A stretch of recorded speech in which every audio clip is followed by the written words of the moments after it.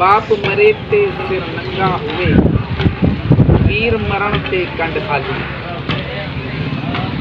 बाप मरे ते सिर नंगा हुए, वीर मरण ते कंड खाली। मावा बाज मोहम्मद बख्शा, कौन करे अल्लाह पाक अब्दुल रशीद मरहूम की मग़फ़िरत फरमाए, दराजात बुलंद फरमाए, जन्नतुल फिरदौस में आला मकाम अता फरमाए और उनके साहबजादे जो हैं अल्लाह ताला उन्हें सब्र अता फरमाए। मुश्ताक भाई, अख्तर भाई, असगर भाई, दीगर जो भी हैं सबको अल्लाह ताला सब्र जमील, अजर अजीम और खैर कसीर अता फरमाए। कुरान करीम में अल्लाह पाक ने 3 जगहों पर 3 मकामात पर ये इरशाद फरमाया है, कुल्लु नफ्सिन ज़ाइक़तुल मौत। फरमाया हर जानदार चीज़ ने, जिसे भी अल्लाह ताला ने जान की नेमत से नवाजा है, उस जानदार चीज़ ने मौत का मज़ा चखना है। इस जहान को छोड़कर अगले जहान की तरफ मुंतकिल होना है। मेरी और आपकी कब्र के लिए कितनी तैयारी है और कब्र में हिसाब कितनी जल्दी शुरू हो जाता है। नबी पाक साहिबे लौलाक सल्लल्लाहु तआला अलैहि वसल्लम ने इरशाद फरमाया कि बंदे को कब्र में रखा जाता है, उसको कब्र के अंदर उतारा जाता है और वो दफन करने वालों के कदमों की आवाज़ वापसी जाते हुए सुन रहा होता है कि लोग उसे दफन करके जा रहे हैं। वो वापसी जाने वालों की आवाज़ सुन रहा है। फरमाया कि बंदे के पास 2 फरिश्ते आ जाते हैं। कितने फरिश्ते आ जाते हैं? 2 फरिश्ते आ जाते हैं। उसे बिठाते हैं। उसे क्या करते हैं?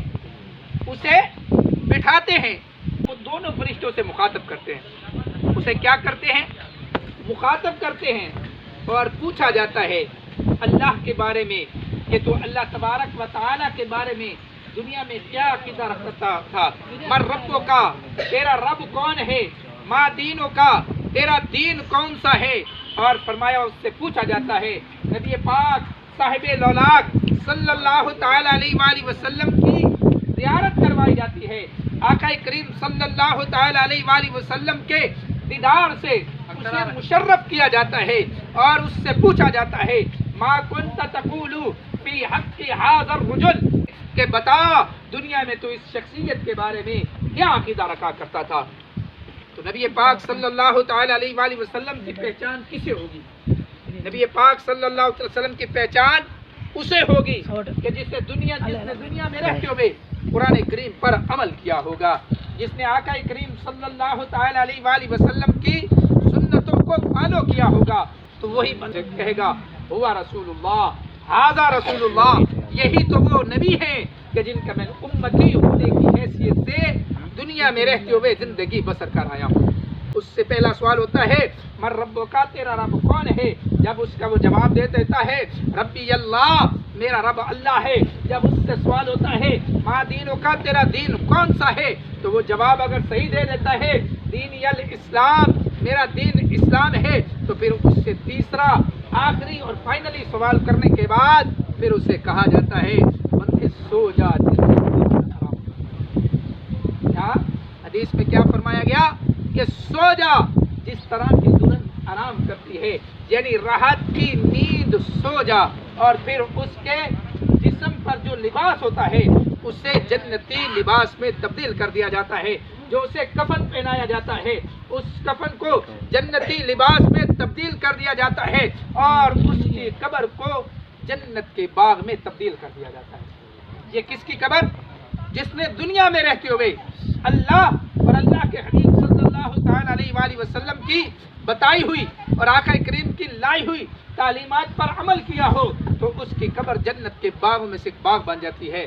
और जिसने दीन इस्लाम से रूगर्दानी की, जिसने दीन से मुंह मोड़ा, जिसने दीन से मुंह फेर रखा था, तो उससे भी सवाल होते हैं। सवाल हर एक से होता है। कब्र में पूछा जाता है ये तीनों सवाल होते हैं, तेरा रब कौन है, تیرا دین کون سا ہے؟ اور آقا کریم کے بارے میں پوچھا جاتا ہے دنیا میں تو اس کے بارے میں کیا عقیدہ رکھا کرتا تھا؟ جس نے تعلیمات اسلامی پر عمل کیا، جو نمازوں کا پابند تھا، جو قرآن سے محبت کرنے والا تھا، اس نے جواب صحیح دے دیے۔ اب جس نے تعلیمات اسلامی پر عمل نہیں کیا، جس نے دین اسلام کو کبھی سمجھنے کی کوشش نہیں کی، تو وہ اس کا جواب کیا ہوتا ہے؟